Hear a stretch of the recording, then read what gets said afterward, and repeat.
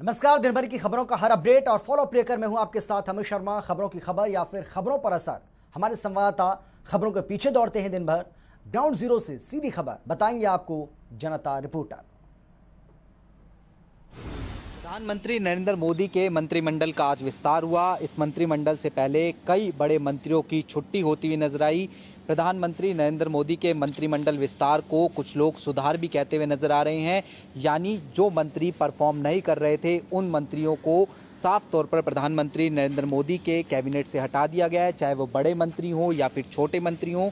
कई बड़े नामों का अगर जिक्र करें तो कानून मंत्री रविशंकर प्रसाद, स्वास्थ्य मंत्री डॉक्टर हर्षवर्धन सिंह, इन तमाम लोगों की फिलहाल मोदी मंत्रिमंडल से छुट्टी होती हुई नजर आई। इनके अलावा कुल मिलाकर 12 ऐसे मंत्री थे जिनको मंत्रिमंडल से हटा दिया गया। इसके अलावा अगर हम बात करें तो करीब 43 के आसपास नए और पुराने मंत्री मिलाकर लोगों को शपथ दिलाई गई। राष्ट्रपति भवन में एक कार्यक्रम हुआ। हालांकि अभी पोर्टफोलियो का विस्तार होना बाकी है, लेकिन जिस तरीके से नए और युवा चेहरों को मोदी मंत्रिमंडल में शामिल किया गया है, ऐसे में कहीं ना कहीं ये माना जा रहा है कि आने वाले समय में और ज़्यादा पुरजोर तरीके से मोदी मंत्रिमंडल कार्य करता हुआ नजर आए, ये संदेश देने की कोशिश जो है फिलहाल इस मंत्रिमंडल के विस्तार में जो है की गई है। इसके अलावा अगर हम बात करें तो चुनावी राज्यों के संदर्भ में भी मंत्रिमंडल में तस्वीर देखने को मिली। कई जो चुनावी राज्य है वहाँ से भी लोगों का जो प्रतिनिधित्व है वो इस पूरे मंत्रिमंडल में जो है देखने को मिल रहा है।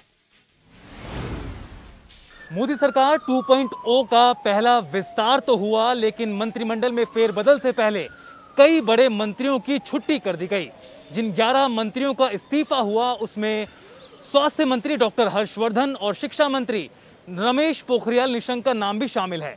इन मंत्रियों के कामकाज को लेकर सवाल उठाए जा रहे थे। कोरोना काल में जिस तरह से हालात बिगड़े उसको लेकर डॉक्टर हर्षवर्धन पर सवाल उठ रहे थे, तो वहीं शिक्षा मंत्री रमेश पोखरियाल के स्वास्थ्य का मुद्दा भी एक बड़ा सवाल था।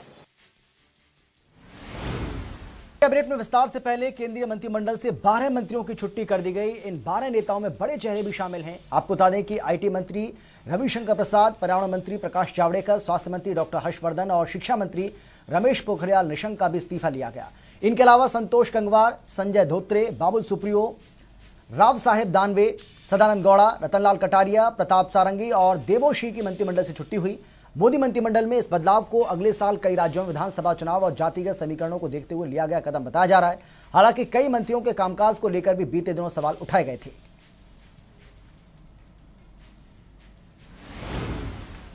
जो अप्राप्त है उसे पाना कठिन नहीं है, लेकिन जो प्राप्त था उसे खोकर फिर से पाना अत्यधिक कठिन है। ऐसा ही कुछ अब एलजेपी के सांसद चिराग पासवान के साथ होता दिखाई दे रहा है। अपने पिताजी के समय पार्टी में चिराग पासवान का अहम कद था, अहम जिम्मेदारी उनके पास थी, लेकिन पिताजी के जाने के बाद चाचा पशुपतिनाथ ने पार्टी में बगावत की और अब मोदी मंत्रिमंडल में शामिल हो चुके हैं। पशुपतिनाथ पारस को मोदी मंत्रिमंडल की नई टीम में जगह मिली है और चिराग पासवान अब पार्टी से अलग थलग दिखाई दे रहे हैं। पशुपति पारस को मोदी मंत्रिमंडल में शामिल किया गया। पशुपति पारस ने मंत्री पद की शपथ ली है, तो वहीं चिराग पासवान ने अपने ट्वीट में लिखा है कि पार्टी विरोधी और शीर्ष नेतृत्व को धोखा देने के कारण लोक जनशक्ति पार्टी से पशुपति पारस को पहले ही निष्कासित किया जा चुका है और अब उन्हें केंद्रीय मंत्रिमंडल में शामिल करने पर पार्टी कड़ा ऐतराज भी दर्ज कराती है।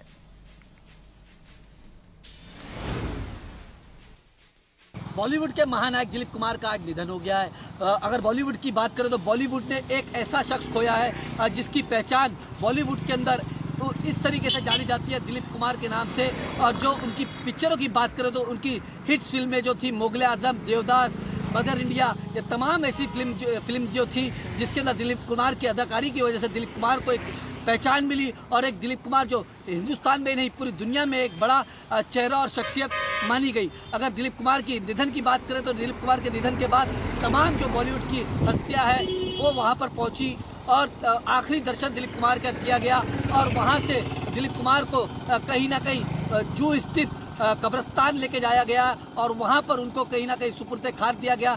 नमाज जनाजा में हालांकि काफ़ी लोग थे और बॉलीवुड के भी तमाम हस्तियां मौके पे मौजूद थी। और उनके घर की बात करें तो सीएम उद्धव ठाकरे उनके घर पे भी गए थे, उनसे मुलाकात की और लगातार जो बॉलीवुड के अंदर एक ऐसा नायक खोया है जिसका भरपाई लगता है आने वाले वक्त में होना मुश्किल है। कोरोना की तीसरी लहर को लेकर तरह तरह के दावे किए जा रहे हैं और तीसरी लहर को लेकर दिल्ली सरकार ने तैयारियां भी शुरू कर दी है। इसी कड़ी में एलएनजेपी अस्पताल में जीनोम सीक्वेंसिंग लैब की शुरुआत की गई, जिसका उद्घाटन खुद मुख्यमंत्री अरविंद केजरीवाल ने किया। बता दें, इस लैब के जरिए आने वाले नए वेरिएंट का पहले ही पता लगाया जा सकेगा। साथ ही तीसरी लहर में भी ये लैब मददगार साबित होगी। दिल्ली के मुख्यमंत्री अरविंद केजरीवाल ने एलएनजेपी अस्पताल में जीनोम सीक्वेंसिंग लैब का उद्घाटन किया। इस दौरान उनके साथ स्वास्थ्य मंत्री सत्येंद्र जैन भी मौजूद रहे। केजरीवाल ने बताया कि इस लैब के जरिए कोरोना के नए वेरिएंट का पहले ही पता लग जाएगा। उन्होंने बताया कि लैब कोरोना की तीसरी लहर में बहुत मददगार साबित होगी और डॉक्टर नए वेरिएंट के बचाव और उपचार पर काम भी कर पाएंगे।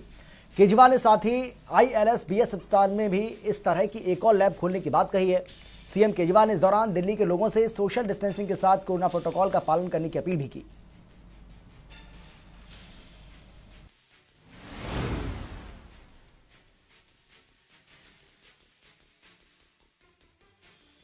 यूपी में ग्राम पंचायत, जिला पंचायत अध्यक्ष का चुनाव संपन्न हो चुका है, लेकिन अब ब्लॉक प्रमुख का चुनाव होना है, जिसको लेकर शासन प्रशासन तैयारियों में जुट गया है। इसके साथ ही प्रत्याशी भी कोई कोर कसर नहीं छोड़ना चाहते।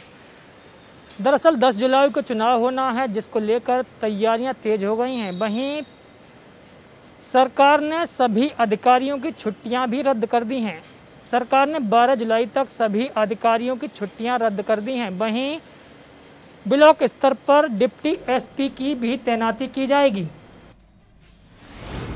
यूपी में ब्लॉक प्रमुख चुनाव को लेकर तैयारियां तेज हो गई हैं। दरअसल 10 जुलाई को ब्लॉक प्रमुख का चुनाव होना है, जिसे लेकर शासन प्रशासन कोई कोताही नहीं बरतना चाहता। आपको बता दें कि सरकार ने चुनाव को लेकर सभी अधिकारियों की 12 जुलाई तक छुट्टियां रद्द कर दी हैं। सरकार ने आदेश जारी किए हैं कि ब्लॉक स्तर पर डिप्टी एसपी तैनात किए जाएंगे। आपको बता दें कि यूपी में हाल ही में जिला पंचायत अध्यक्ष चुनाव संपन्न हुए थे, जिसमें बीजेपी का अच्छा परफॉर्मेंस रहा। कोलकाता हाईकोर्ट ने बंगाल की सीएम ममता बनर्जी को एक बड़ा झटका दे दिया है। दरअसल ममता बनर्जी ने एक केस में कोलकाता हाईकोर्ट के जज को हटाने की मांग की थी और इसी को लेकर अब ममता बनर्जी पर 5 लाख रुपए का जुर्माना लगाया गया है। ममता बनर्जी ने आरोप लगाया था कि कौशिक चंद के बीजेपी से रिश्ते हैं। कोलकाता हाईकोर्ट ने बंगाल की सीएम ममता बनर्जी को बड़ा झटका दिया है। दरअसल ममता बनर्जी ने एक केस से कोलकाता हाईकोर्ट के जज को हटाने की मांग की थी। अब ममता बनर्जी पर इसको लेकर 5 लाख रुपए का जुर्माना लगाया गया है। ममता बनर्जी ने जज कौशिक चंद पर आरोप लगाया था कि उनके बीजेपी के साथ रिश्ते हैं।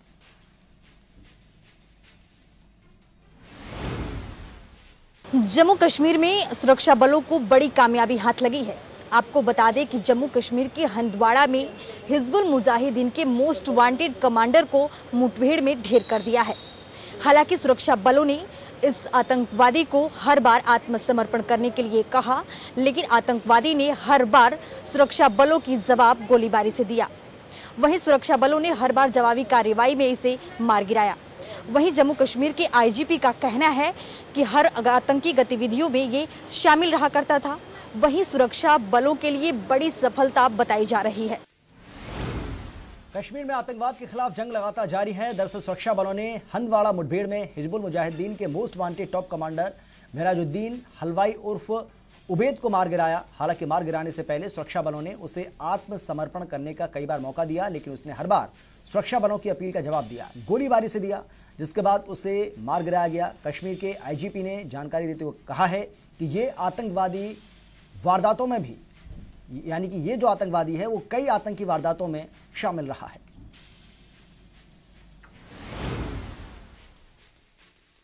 कोरोना ने दुनिया को डराया हुआ है। पूरा विश्व डर के साए में जिंदगी जी रहा है। आपको बता दें, कोरोना वायरस के लैम्डा वेरिएंट एक नया खतरा बनकर उभर रहा है। मलेशिया के स्वास्थ्य मंत्रालय के मुताबिक ये वेरिएंट ब्रिटेन समेत 30 देशों में फैल चुका है। यूके में इस वेरिएंट के 6 मामले सामने आए हैं। ये वेरिएंट सबसे पहले पेरू में पाया गया था। कोरोना ने दुनिया को डराया हुआ है और अब एक नया वेरिएंट विश्व के लिए खतरा बनकर लौट रहा है। दरअसल कोरोना वायरस का लैम्बडा वेरिएंट एक नया खतरा बनकर उभर रहा है। मलेशिया के स्वास्थ्य मंत्रालय के अनुसार ये अब तक ब्रिटेन सहित 30 देशों में फैल चुका है।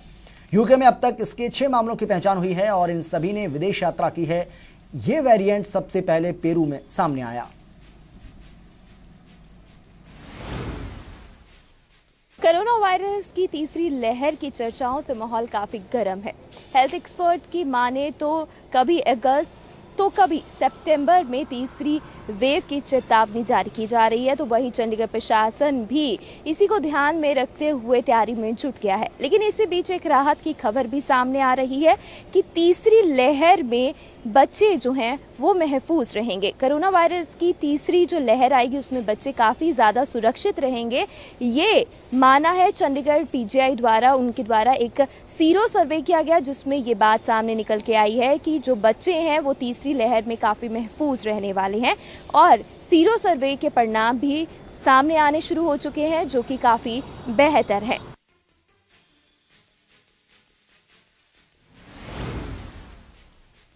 बाजारों में उमड़ती भीड़ के ये संकेत रेवाड़ी के लिए ठीक नहीं है। सुनने की ओर जा रहे कोरोना का यू टर्न रेवाड़ी में हो गया है।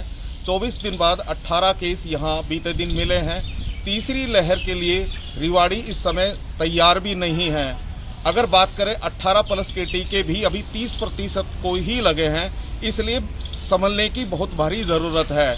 लेकिन लगातार देखने को मिल रहा है कि जब से कोरोना का काल खत्म हुआ है, लगातार जो है बाज़ारों में भीड़ बढ़ती जा रही है।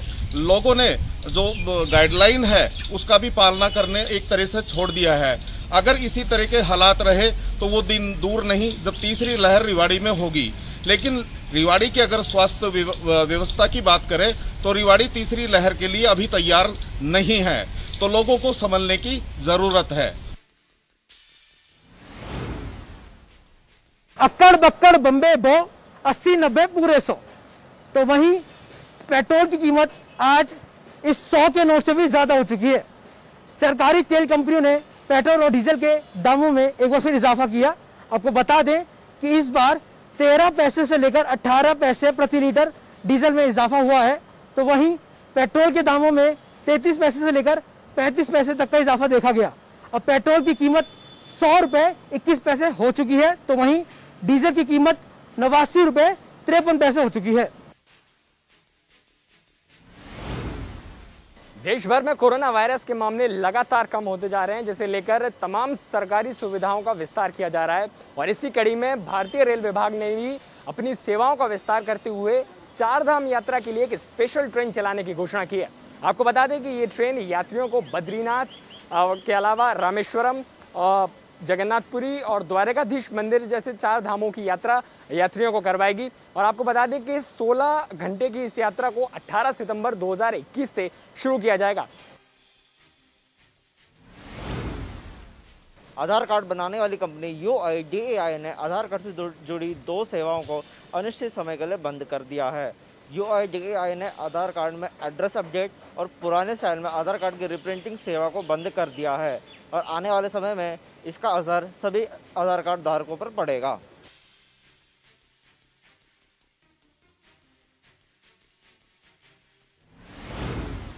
तपता सूरज, झुलसती गर्मी। जी हाँ, दिल्ली समेत पूरे उत्तर भारत के लोग भीषण गर्मी से झुलस रहे हैं। आपको बता दें कि दिल्ली में मॉनसून का इंतजार बढ़ता जा रहा है और वहीं मौसम विभाग ने अनुमान लगाया है कि 10 जुलाई को मॉनसून आने की संभावना जताई जा रही है। और वहीं आपको बता दें कि तब तक दिल्ली वासियों को भीषण गर्मी झेलनी पड़ेगी। चंडीगढ़ में बुधवार को हरियाणा बीजेपी के विधायक दल की बैठक हुई। विधायक दल की बैठक में बीजेपी के जिला अध्यक्ष और विभिन्न मोर्चों के अध्यक्ष भी शामिल हुए।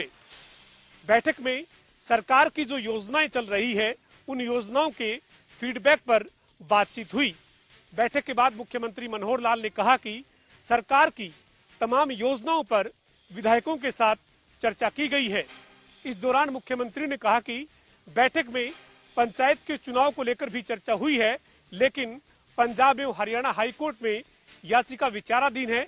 इसके चलते 22 अगस्त से पहले सरकार पंचायत के चुनाव को लेकर कोई फैसला नहीं कर पाएगी। इसके अलावा मुख्यमंत्री मनोहर लाल ने गुरनाम सिंह चडूनी के बयान पर भी तंज कसा। मुख्यमंत्री ने कहा कि वे पहले से ही लगातार कह रहे हैं कि इस आंदोलन में राजनीति घुसी हुई है और आंदोलन पूरी तरह से राजनीति से प्रेरित है। फरीदाबाद के खोरी गांव में आज सुबह से ही तोड़फोड़ की कार्रवाई को प्रशासन द्वारा अंजाम दिया जाना था, लेकिन मंगलवार देर शाम को इस कार्रवाई को स्थगित कर दिया गया। आपको बता दें कि सुप्रीम कोर्ट द्वारा जो समय दिया गया है खोरी गांव की जंगल की जमीन को खाली करवाने का, उसके लिए अब कुछ दिन शेष रह गए हैं। ऐसे में प्रशासन लगातार कह रहा है कि तैयारियां पूरी हैं, लेकिन जिस तरह से अचानक इस तोड़फोड़ की कार्रवाई को स्थगित किया गया, कहीं ना कहीं रणनीति का हिस्सा प्रशासन की माना जा रहा है। देखिए, इस वक्त मैं सूरजकुंड हेलीपैड पर मौजूद हूँ, जहाँ पर पुलिस द्वारा रिहर्सल की जाती है, जहाँ पर तमाम जो पुलिस का अमला होता है यहाँ पर उन्हें दिशा निर्देश जारी किए जाते हैं। इसके अलावा मंगलवार शाम तक यहाँ पर तोड़फोड़ को लेकर जेसीबी बुलवाई गई थी, तमाम जो दस्ता था वो यहाँ पर तैनात था। ये भी जो है निर्देश दिए गए थे कि जो ड्राइवर हैं जेसीबी के या मलबा उठाने वाले जो ड्राइवर हैं वो यहाँ पर तैनात रहेंगे, लेकिन अचानक उन्हें बैरंग लौटाकर जो है इस तोड़फोड़ की कार्रवाई को रोक दिया गया है। खोरी गांव के लोगों ने तोड़फोड़ ना होने के कारण आज राहत की सांस जरूर ली है, लेकिन कहीं ना कहीं जो है लोग जो इस बात को भी समझने की कोशिश कर रहे हैं कि जिस तरह से मंगलवार को अधिकारियों ने पूरे खोरी गांव में डेरा जमाए रखा, पुलिस द्वारा मॉक ड्रिल का भी आयोजन किया गया, जिसमें तोड़फोड़ को लेकर किस तरह से प्रशासन आगे बढ़ेगा, किस तरह से तोड़फोड़ की कार्रवाई की जाएगी, क्या गतिरोध हो सकते हैं जिनको लेकर प्रशासन को नीति बनानी है। तमाम पहलुओं पर कल मॉक ड्रिल रखी गई, लेकिन उसके बाद आज तोड़फोड़ को स्थगित करने के पीछे क्या कारण रहा, इसको लेकर प्रशासन ने कोई आधिकारिक बयान नहीं दिया है।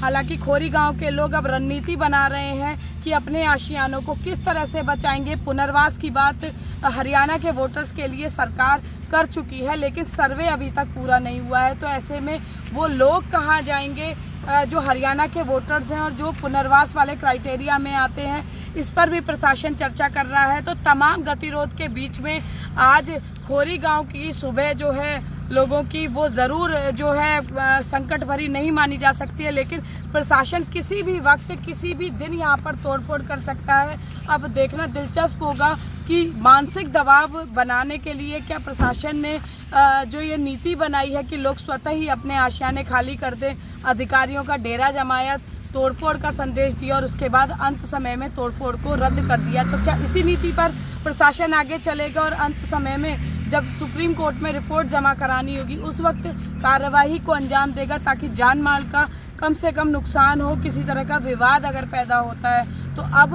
लोगों को भी इंतजार है कि प्रशासन की नीति क्या होती है, और उसी नीति को ध्यान में रखते हुए खोरी गांव के लोग भी अपनी आगामी रणनीति तैयार करने में जुट गए हैं। चिरंजीव हॉस्पिटल के बाद मुस्कान डेंटल जो कि सेक्टर 56 में है दूसरा अस्पताल है, जिसे कि शोकॉज नोटिस जारी किया गया है जिला हेल्थ विभाग के द्वारा। दरअसल इस अस्पताल पर ये आरोप है कि इसने बेनिफिशियरी के सामने वैक्सीन के जो सिरिंज भरे जाते हैं उसको नहीं भरा, बल्कि सिरिंज के अंदर पहले ही किसी वैक्सीन को भरकर किसी फ्रीजर में रखा हुआ था, जिसकी शिकायत सीएमओ गुरुग्राम को की गई, जिसके बाद तफ्तीश के अंदर ये सामने आया कि इस अस्पताल की तरफ से वैक्सीनेशन को लेकर कोविड नियमों की पालना नहीं की जा रही थी, जिसके तहत इस अस्पताल को शोकॉज नोटिस जारी किया गया है। 2 दिन के अंदर इसको अपना जवाब दाखिल करने के लिए कहा गया है। हालांकि क्या कुछ अस्पताल के द्वारा इस पूरे मामले को लेकर जवाब दाखिल किया जाएगा, यह तो कुछ घंटों के बाद या कुछ 2 दिनों के बाद साफ हो पाएगा।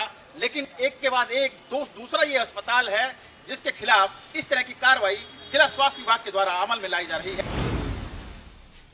कोरोना महामारी से बचने के लिए स्वास्थ्य विभाग और सरकार लोगों को लगातार जागरूक कर रहा है और ये कह रहा है कि ज़्यादा से ज़्यादा संख्या में वैक्सीनेशन हो तो इस महामारी से बचा जा सकता है। लेकिन जब लोग बोर्ड पोस्टर के जरिए जागरूक भी हो चुके हैं और जिस तरह से तीसरी लहर का अंदेशा बताया जा रहा है, डर के मारे लोग वैक्सीनेशन भी करवा रहे हैं, लोग जागरूक होने के कारण सिविल हॉस्पिटलों में पहुंच रहे हैं। लेकिन रोहतक के सिविल हॉस्पिटल की बात करें तो कोविशील्ड वैक्सीन 2 दिन से नहीं है। ऐसे में लोग वहां वैक्सीनेशन करवाने तो जाते हैं, लेकिन उन्हें मायूस लौटना पड़ता है, क्योंकि वैक्सीनेशन न होने के कारण वहां बैठे जो कर्मचारी हैं उनको कहते हैं कि वैक्सीन अभी आई ही नहीं है। ऐसे में अब लोग का ये कहना है कि कैसे कोरोना महामारी से बचा पाएंगे वो अपने आप को, क्योंकि जिस तरह से तीसरी लहर चल रही है। समस्या को लेकर गांव जगमालवाली में देसू मलकाना के लोगों ने कालाबाजारी बिजली घर के आगे ताला लगाया। उनकी जो सप्लाई थी वह बिजली गांव से की जा रही थी। गांव के लोगों ने सरकार के खिलाफ नारेबाजी की। इतना ही नहीं, गांव के लोग काफी गुस्से में नजर आ रहे थे। गांव के लोगों द्वारा एसडीओ कार्यालय के आसपास धरना दिया गया। वहीं कालावाली के एसडीओ ने गांव के लोगों को लिख में दिया कि उनकी जो लाइट है आज शाम 4 बजे तक कालावाली जो फीडर से जोड़ दी जाएगी और हर गांव को अलग से स्विच लगा दिए जाएंगे। बारिश का मौसम सिर पर है, लेकिन पिछले कई वर्षों से बल्लभगढ़ की सड़कों पर जल भराव की प्रमुख समस्या को लेकर यहाँ के नगर निगम व प्रशासनिक अधिकारी कितने गंभीर हैं, यह यहाँ के नालों को देखकर सहज ही समझा जा सकता है। नालों में भरी हुई पॉलीथीन, कूड़ा करकट, कीचड़ से हटे हुए यह अधूरे बने नाले शायद ही आने वाली बारिश को झेल पाएंगे। शहर के नालों की जो स्थिति है उससे साफ है कि आगे आने वाले दिनों में तेज बारिश के समय स्थिति क्या होगी। पिछले कई वर्षों से बल्लभगढ़ की जनता मानसून के समय सड़कों पर जल भराव की समस्या से जूझ रही है। यहाँ विशेष तौर पर बता दें कि इन नालों के ये हालात तब हैं जब प्रदेश के परिवहन मंत्री और बल्लभगढ़ के विधायक मूलचंद शर्मा इस नाले पर खुद आकर मौके का मुआयना कर चुके हैं और इस नाले को जल्द से जल्द पूरा करने का आदेश दे चुके हैं। अब प्रदेश के परिवहन मंत्री और विधायक मूलचंद शर्मा जी के इस आदेश को यहाँ के प्रशासनिक व नगर निगम अधिकारी कितना गंभीरता से लेकर इस नाले का काम जल्द से जल्द व कब तक पूरा करते हैं, यह देखने वाली बात होगी। कार्यकर्ताओं ने हांसी में महंगाई के खिलाफ जमकर रोष प्रदर्शन किया और इसकी अगुवाई कांग्रेस की प्रदेश अध्यक्षा कुमारी शैलजा ने की और कुमारी शैलजा बैलगाड़ी में सवार होकर के हांसी के बाजारों से निकली और उन्होंने शहर के ऐतिहासिक बरसी गेट के सामने खड़े होकर सरकार के खिलाफ थाली बजाई। और इस दौरान कुमारी शैलजा ने बताया कि जुलाई माह में लगातार कांग्रेस कार्यकर्ता बीजेपी के खिलाफ प्रदर्शन करते रहेंगे, क्योंकि आज पेट्रोल, डीजल और गैस के दाम लगातार बढ़ रहे हैं और खाद्य तेलों का रेट भी लगातार बढ़ रहा है। इसी कड़ी में 10 जुलाई को कांग्रेस कार्यकर्ता जिला स्तर पर साइकिल यात्रा निकालेंगे और थमने लगी है कोरोना की रफ्तार। ग्रामीण क्षेत्र भी हो रहे हैं कोरोना मुक्त। यमुनानगर की अगर हम बात करें तो ग्रामीण क्षेत्र अब कोरोना मुक्त होने लगे हैं। यमुनानगर के अंदर एक आंकड़ों के अनुसार 654 गांव हैं, जिसमें से केवल 7 गांवों के अंदर ही कोरोना के कुछ मरीज हैं और 647 गांव कोरोना मुक्त हो चुके हैं। वहीं अगर पूरे जिले की बात करें तो पूरे जिले में इस वक्त 32 कोरोना के सक्रिय मरीज हैं। लेकिन स्वास्थ्य विभाग का ये कहना है कि कोरोना से इस समय जो है कोई भी लापरवाही ना करें और नियमों का पालन करते रहें। साथ ही ग्रामीण क्षेत्र जो कोरोना मुक्त हुए हैं उसके पीछे स्वास्थ्य विभाग का कहना है कि जो वैक्सीनेशन है उसमें भी ग्रामीण क्षेत्रों ने काफी उत्साह दिखाया है। नारनौल के साथ लगते गांव कोरियावास में बन रहे मेडिकल कॉलेज के बिल्डिंग का काम अब अंतिम चरण में है। 79 एकड़ में बन रहे इस मेडिकल कॉलेज पर 535 करोड़ रुपए की लागत बिल्डिंग स्ट्रक्चर पर खर्च की जाएगी। जहां इसमें 710 बेड का हॉस्पिटल होगा तो वहीं 150 सीट का मेडिकल कॉलेज भी बनाया जा रहा है। 2019 में इस मेडिकल कॉलेज की शुरुआत की गई थी। हरियाणा के मुख्यमंत्री मनोहर लाल खट्टर ने इस मेडिकल कॉलेज का शिलान्यास किया था और अब इस मेडिकल कॉलेज के शुरू होने की 2022 की तिथि निश्चित की गई है। इस हॉस्पिटल और मेडिकल कॉलेज के बनने के बाद दक्षिणी हरियाणा के लोगों के लिए एक ये बड़ी सौगात होगी, जिसका लाभ हरियाणा नहीं बल्कि इसके साथ लगते राजस्थान के लोग भी उठा पाएंगे।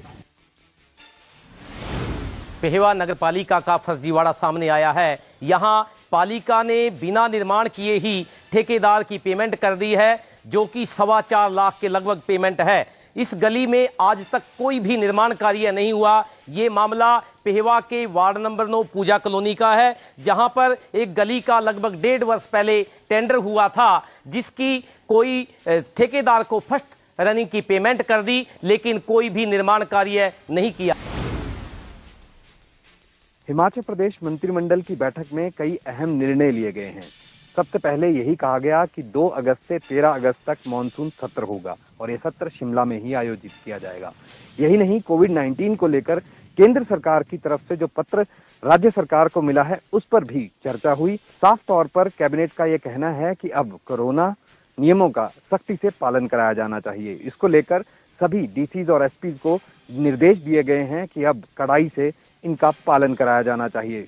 ये देखा गया कि जब से कोरोना बंदिशों में ढील मिली है तब से राज्य के बाहर से पर्यटक हिमाचल प्रदेश का रुख कर रहे हैं और ऐसे में कोरोना नियमों की धज्जियां उड़ा रहे हैं। इन तमाम चीजों को देखते हुए अब कोरोना नियमों का सख्ती से पालन हिमाचल प्रदेश में करवाया जाएगा। यही नहीं, हिमाचल प्रदेश में अब जो समारोह हैं, शादी समारोह, सांस्कृतिक समारोह या फिर रैलियां होंगी, ये तमाम चीजों में जनता को बड़ी राहत मिली है। ये कहा गया है कि इंदौर में 50% क्षमता के साथ लोग इकट्ठा हो सकेंगे, वहीं खुले मैदान में ये संख्या 50% रहेगी। कॉलेजों में छात्रों के लिए भी राहत भरी खबर है। सेकंड और फाइनल ईयर के छात्रों को एक तरफ प्रमोट किया जाएगा, वहीं नए शैक्षणिक स्तर की शुरुआत भी 16 अगस्त से शुरू हो जाएगी। कभी खड़गपुर के रेलवे स्टेशन पर यात्रियों की टिकट चेक करने वाला नौजवान महेंद्र सिंह धोनी भारतीय क्रिकेट के कभी खड़गपुर रेलवे स्टेशन पर यात्रियों के टिकट चेक करने वाला नौजवान महेंद्र सिंह धोनी भारतीय क्रिकेट में कामयाबी की इबारत लिखेगा, ये बात शायद किसी ने सोची भी नहीं थी। बचपन से ही कुछ कर गुजरने की चाह रखने वाले महेंद्र सिंह धोनी ने अपने आप को कभी भी कंफर्ट जोन में महसूस नहीं किया। शायद यही वजह है कि उन्होंने तमाम चुनौतियों को पार करते हुए भारतीय क्रिकेट टीम के सफल कप्तान होने तक का सफर तय किया। 7 जुलाई 1981 को बिहार के रांची में जन्मे महेंद्र सिंह धोनी का आज 40वां जन्म। फिलहाल इतना, एक छोटे से ब्रेक के बाद फौरन लौट रहे हैं। आप देखते रहिए जनता टीवी।